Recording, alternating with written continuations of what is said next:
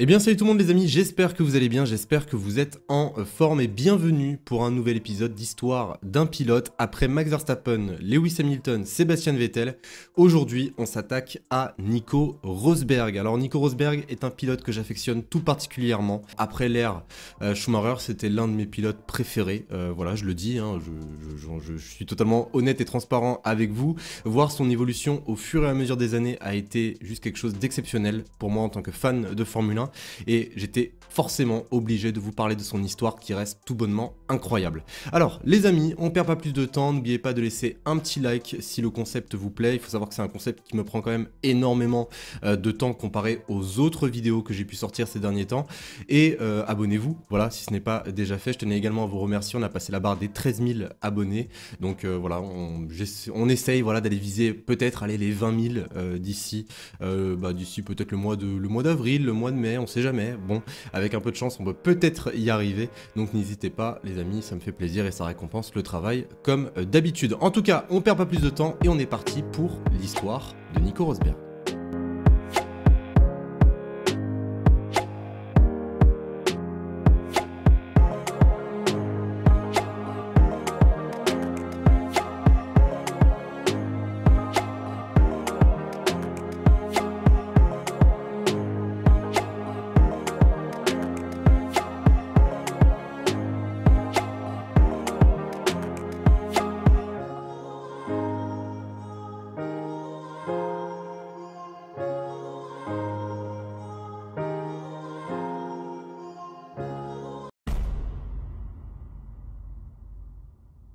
Nico Erik Rosberg naît le 27 juin 1985 à Wiesbaden en Allemagne, plus précisément dans l'ouest de l'Allemagne. Il est le fils de Keke Rosberg d'origine finlandaise et d'une mère allemande du nom de Gesine Gietzmann d'Angel. Excusez-moi d'avance si je prononce mal les noms en allemand, c'est très compliqué.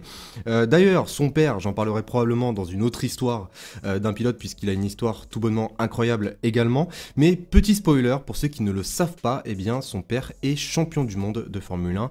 Il est le champion du monde 1982, rien que ça. Nico connaît une enfance dans une famille plutôt aisée. Voilà, généralement quand on est fils d'un champion du monde de Formule 1, on n'a pas forcément beaucoup de problèmes d'argent. Il grandit à Monaco et commence ses études à l'international dans la School of Monaco, dans l'International School of Monaco. D'ailleurs, Nico, il était également connu pour être un apprenant rapide au collège et au lycée. Il parlait couramment l'allemand, le français, l'italien, l'espagnol et l'anglais. Et à l'école, même les professeurs étaient tout simplement en admiration devant lui. En gros, pour la faire courte, Nico Rosberg, il est juste polyglotte. Voilà, ça veut dire qu'il peut parler jusqu'à 5 langues. Mais ce qui le caractérise le plus, c'est notamment son caractère. On peut voir un garçon plutôt sensible, même très peu sûr de lui, avec surtout un énorme manque de confiance en lui. Bien que son intérêt pour le sport automobile soit apparu depuis son plus jeune âge et malgré que son père soit champion du monde quand même de Formule 1, il n'est pas forcément hyper motivé dès son plus jeune âge à devenir pilote dans le futur. À l'âge de 6 ans, sa passion commence à naître doucement, voilà. Il commence officiellement le karting, il prend le karting vraiment comme un loisir au départ, puis même ses parents vont lui demander de plutôt se focaliser sur ses études, mais plus le temps passe, plus la passion du sport automobile commence à naître chez Nico Rosberg. À l'âge de 10 ans, Nico a commencé ses premiers tournois en karting et avec les bons conseils de son père, le talent du jeune Nico Rosberg commence déjà à se révéler et ses idées de carrière commencent déjà à germer. Alors au niveau de sa jeune carrière, il faut savoir que sa carrière déjà elle commence en France, voilà, puisque je rappelle qu'il habite à Monaco, en 1996 au sein de la Ligue Côte d'Azur minime. Un an plus tard, il est propulsé vers le championnat de France minime pour la saison 98. Nico progresse dans la hiérarchie tout simplement des compétitions de karting en disputant le championnat ICA Junior en Italie, où il finit d'ailleurs 3e. Et en 2000, Nico Rosberg est sacré vice-champion d'Europe de Formule A derrière un certain Lewis Hamilton. D'ailleurs, par rapport à Lewis Hamilton, une amitié va commencer à naître entre les deux pilotes, et vous verrez qu'ils auront forcément l'occasion de se recroiser plusieurs fois au fur et à mesure de leur carrière respective, mais j'y reviendrai bien évidemment. 2002 fut vraiment une année de transition pour le jeune Nico Rosberg, puisque pendant cette même année, il fera ses grands débuts dans une Formule 1, tout simplement dans la Williams FW24, pilotée pendant la saison 2002 par Ralf Schumacher et Juan Pablo Montoya. Il la pilotera lors des essais privés à Barcelone, des essais d'ailleurs organisés par Williams, et notamment grâce à son père, puisque je dois vous le rappeler pour ceux qui ne le savent pas, son père 20 ans plus tôt était devenu champion du monde avec cette même écurie Williams. Donc en termes de négociation, c'était pas forcément ultra compliqué de mettre son fils dans cette monoplace. D'ailleurs, son fils, il est maintenant âgé de 17 ans, il devient d'ailleurs le plus jeune pilote à piloter une Formule 1 à ce moment-là, puisque je rappelle que Max Verstappen, après, a tout défoncé en termes de record de précocité. De 2003 à 2004, il court ensuite en Formule 3 Euro Series, mais un manque de résultats ne pourra jamais faire de lui un prétendant au titre. Il ne fait pas mieux que 4e en 2004, puis accède en 2005 au premier championnat de GP2 Series, auparavant je crois appelé Formule 3000 et aujourd'hui d'ailleurs appelé Formule 2. Il intègre l'écurie française Art Grand Prix. Rosberg connaît un début de saison laborieux, mais s'affirme comme l'homme fort du championnat à partir de l'été. Il remporte 5 courses pendant la saison, et à l'issue du dernier Grand Prix, une course exceptionnelle avec énormément de suspense, eh bien il remporte le titre en battant Heikki Kovalainen. En 2006, tout s'enchaîne maintenant pour le jeune Nico Rosberg, puisque grâce au désistement de Jenson Button, qui devait à la base rejoindre Williams et du coup qui a racheté sa place pour pouvoir rejoindre Honda, tout ça, bon bref, j'en parlerai dans l'histoire de Jenson Button parce que franchement c'est c'est un peu compliqué on va dire. Rosberg, en tant que pilote essayeur, va récupérer la place du pilote britannique pour enfin faire ses grands débuts en Formule 1. Il fait donc équipe avec Mark Webber au volant de la FW28. Ses débuts sont plutôt prometteur, puisque lors de son premier Grand Prix à Bahreïn, il termine 7e alors qu'il avait subi un accrochage dès le premier tour. Il enchaîne les bonnes performances pour sa première saison, notamment une 3e place en qualif lors de son deuxième Grand Prix, mais la fin de saison est plus difficile. Plusieurs choses manquent à Nico Rosberg, comme par exemple la fiabilité et surtout le manque de performance de sa monoplace, et également voilà, l'expérience face à son coéquipier. Et il connaîtra également pas mal d'accrochages, comme par exemple en Australie, notamment avec Felipe Massa, ou même au Canada avec Juan Pablo Montoya. Il termine la saison à la 17e position pour sa première saison en tant que rookie. Un an plus tard, en 2007, Williams décide de changer leur moteur peu fiable pour un moteur Toyota, beaucoup plus fiable, mais la Williams FW29 n'est pas encore au niveau des top teams, mais elle permet à Rosberg de régulièrement se battre pour les points. Pendant cette saison 2007, il rentre 7 fois dans les points avec comme meilleur résultat une 4e place en fin de saison lors du Grand Prix du Brésil. Il termine la saison 9e du championnat avec 20 points. On peut voir un pilote plutôt régulier, mais il sera surtout impressionnant en qualification où il va régulièrement atteindre les temps des top teams. La saison 2007 est donc pour Rosberg une saison de confirmation. On en arrive maintenant à la saison 2008 et les choses sérieuses commencent pour le jeune pilote allemand, puisque dès la manche d'ouverture en Australie, il va chercher son premier podium en terminant 3e. Bon, il y a quand même eu que 7 monoplaces ce jour-là qui ont passé la ligne d'arrivée, hein, voilà, puisque c'était littéralement tout bonnement catastrophique ce Grand Prix en termes d'abandon. Pendant la saison, il accroche plusieurs fois la 8e place, notamment 3 fois, mais sa meilleure performance restera lors du Grand Prix de Singapour. Alors pendant ce Grand Prix, c'était tout simplement le bordel entre Massa qui arrache le tuyau d'essence en repartant trop tôt, ou même l'affaire du Crashgate avec la Renault qui s'est volontairement crashé pour que Fernando Alonso puisse remporter la course. Eh bien, c'était tout simplement n'importe quoi en fait, voilà. Et Nico Rosberg va même recevoir une pénalité de stop and go due au fait qu'il est rentré au stand lors du Crashgate alors que la voie des stands était fermée. Rosberg achèvera tout simplement le Grand Prix à la 2e position derrière Fernando Alonso, qui restera son meilleur résultat depuis son début de carrière, hein. On en arrive maintenant à la saison 2009 et la saison 2009 est tout bonnement catastrophique, notamment pour Williams, non pas que pour Nico Rosberg, puisque le règlement technique va changer et ça ne va pas du tout profiter à la Williams, qui sera en très grande difficulté pour pouvoir jouer notamment les points, voilà, littéralement. Malgré une amélioration constante de la monoplace, Rosberg ne pourra pas jouer ni les podiums, ni les victoires.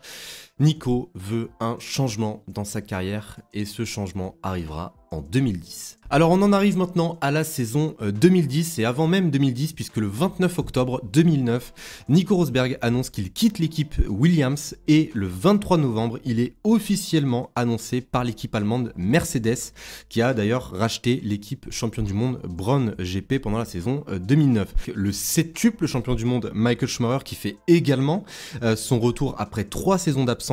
Au cours de la saison 2010, Rosberg va monter à 3 reprises sur le podium. Il se classe 7ème du championnat du monde et il se classe surtout 2 places devant son coéquipier Michael Schumacher. La saison 2011 est plutôt comparable à celle de 2010 puisque la Mercedes n'évoluera pas énormément entre ces 2 années.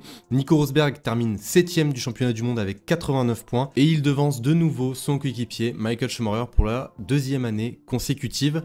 Alors, franchement, on n'en parlait pas beaucoup parce que Nico Rosberg était quand même un pilote assez discret, voilà, mais ses performances étaient incroyables avec cette Mercedes. On avance maintenant un an plus tard puisque on en arrive maintenant à l'année 2012. Alors malgré un très mauvais début de saison, au Grand Prix de Chine, Rosberg réalise sa première pole position après 111 Grands Prix en carrière.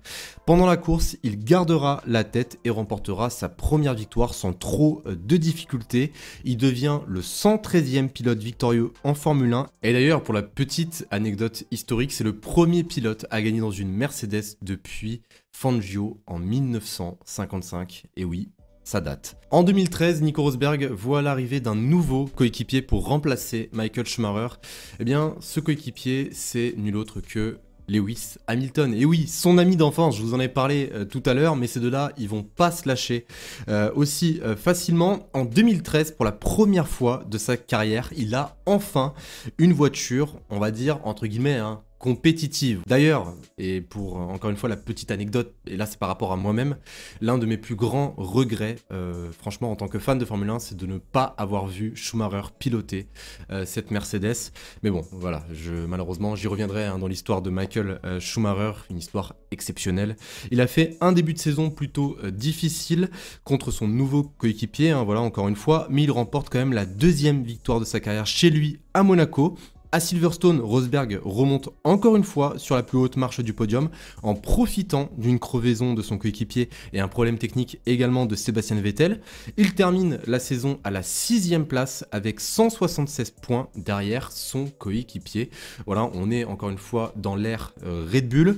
En 2014, et là on change d'air, on rentre dans l'ère hybride, une ère qui va énormément réussir à la Mercedes. Je vous passe les détails parce que voilà, j'en ai déjà parlé notamment dans l'histoire de Lewis Hamilton et dans l'histoire de Sebastian Vettel. Mais en 2014, la Mercedes était hors catégorie. Voilà, par rapport à ses concurrents, la Mercedes était au-dessus. Elle était en fait sur une autre planète. On ne pouvait pas la rattraper. Et ça va se voir dès la manche d'ouverture puisqu'en Australie, Rosberg va remporter sa 4e victoire en carrière. En Malaisie, il termine 2e derrière son coéquipier.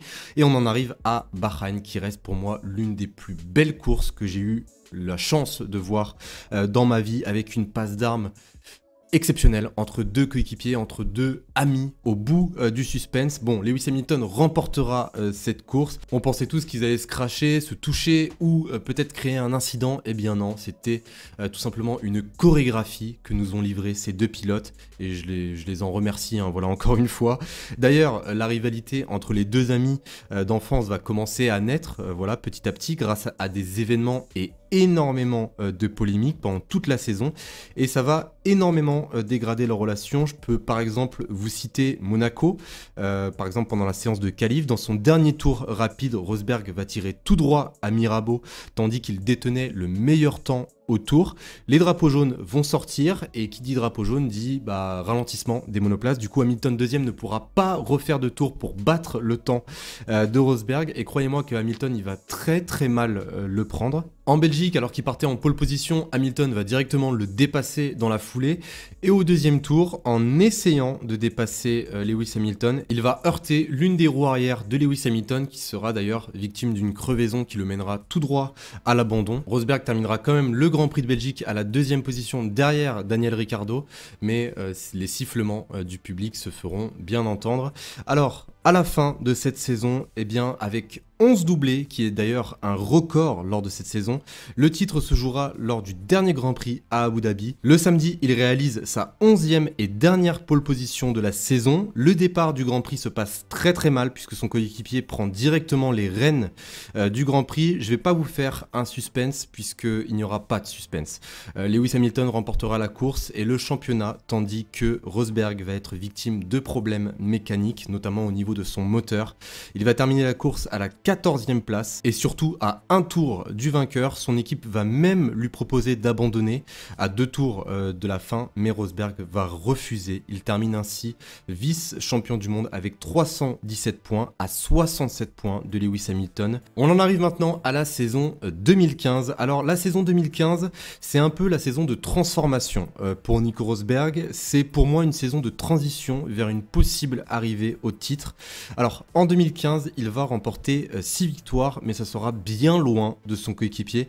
Encore une fois, il terminera quand même la saison sur un hat-trick. Voilà, c'est remporter 3 courses d'affilée. Donc il remportera une course au Mexique, au Brésil et pour finir à Abu Dhabi dans la manche de fermeture. Mais Hamilton sera titré dès le Grand Prix des États-Unis. Il terminera du coup la saison en tant que vice-champion du monde pour la 2e année consécutive à 59 points de Lewis Hamilton. Donc voilà, la transformation commence à être faite. Donc après cette saison 2015, je pense que dans la tête de Nico Rosberg, là il était tout bonnement en train de se dire « Bon, je me bats contre Lewis Hamilton qui est forcément l'un des meilleurs de tous les temps, du moins l'un des pilotes les plus talentueux que ce sport ait connu. Donc je vais pas forcément pouvoir jouer un titre seulement que sur la piste, il va falloir que je le joue également en dehors de la piste. » Et ça, il l'a très bien compris, notamment en 2016. Alors la saison 2016 a plutôt bien commencé pour Nico. Il remporte les 4 premiers Grands Prix d'affilée, ce qui était d'ailleurs une première depuis son ancien coéquipier Michael Schumacher.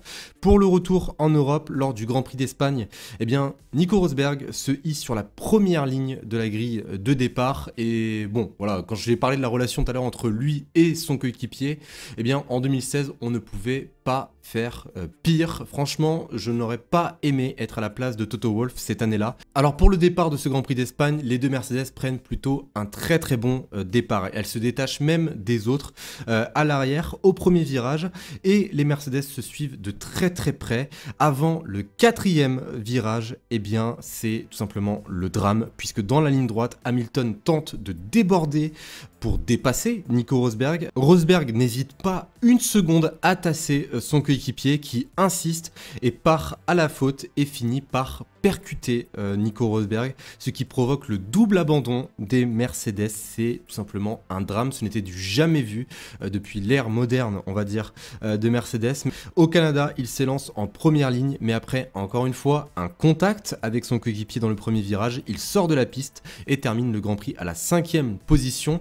La bataille entre les deux pilotes va durer pendant toute la saison, et d'ailleurs, on en arrive au Grand Prix d'Autriche, puisque dans le dernier tour, eh bien, les deux coéquipiers s'accrochent. Hamilton remportera le Grand Prix, mais Rosberg terminera quand même à la 4e position. La saison va encore continuer et au fur et à mesure des Grands Prix, eh bien c'est très simple, c'est 1-2, 1-2, 2-1, 1-2, 1-2, bref, en tout cas c'est que Lewis Hamilton et Nico Rosberg. Mais le tournant de cette saison, eh bien malgré que Lewis Hamilton soit revenu sur son coéquipier, puisque Nico Rosberg était premier pendant, on va dire, les 1/3 de la saison, puis après Lewis Hamilton était plutôt bien revenu, eh bien le fait marquant et ce qui va littéralement chambouler cette saison 2016, eh bien c'est le Grand Prix de Malaisie. Puisque dès le premier virage du Grand Prix de Malaisie, Sebastian Vettel touche la monoplace de Nico Rosberg et l'envoie directement en tête à queue. Il est relégué en fond de classement. À ce moment-là, on pouvait tous se dire, bon, ça y est, c'est mort, c'est plié, Lewis Hamilton, champion du monde, c'est terminé. Eh bien, comme quoi, il faut parfois de la chance pour atteindre ses objectifs.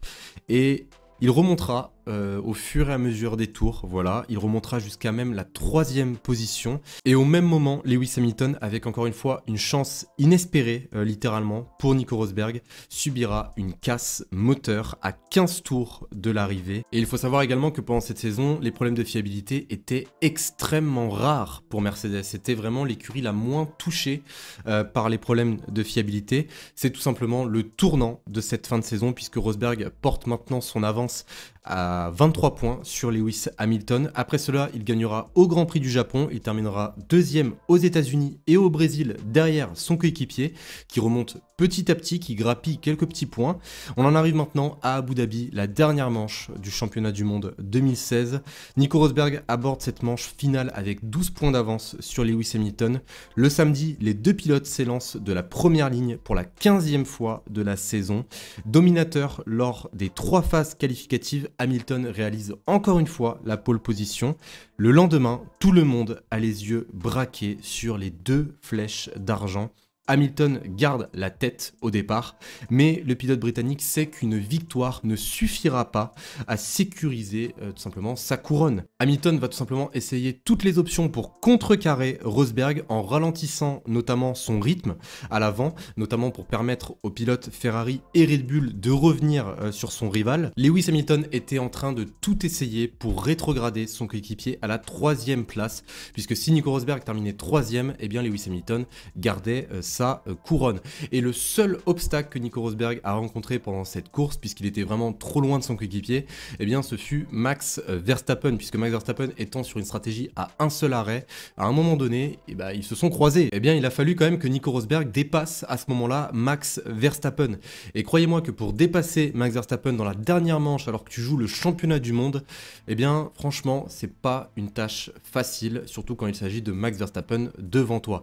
Eh bien après une manœuvre exceptionnelle et incroyablement musclée, Nico Rosberg récupérera sa 2e position. Rosberg terminera derrière son coéquipier Lewis Hamilton au bout d'une course exceptionnelle, et une course d'ailleurs qu'il qualifiera lui-même de pire que l'enfer.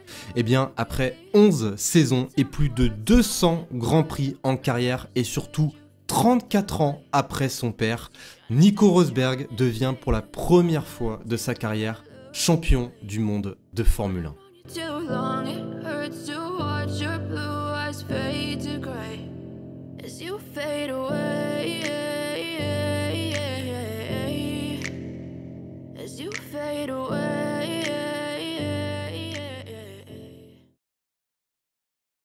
Donc voilà les amis, Nico Rosberg est titré champion du monde. Malheureusement, on ne le verra jamais défendre son titre puisque 5 jours après son titre remporté, il annoncera sa retraite. Il quitte du coup la discipline reine par la grande porte. Donc voilà les amis, c'était l'histoire de Nico Rosberg.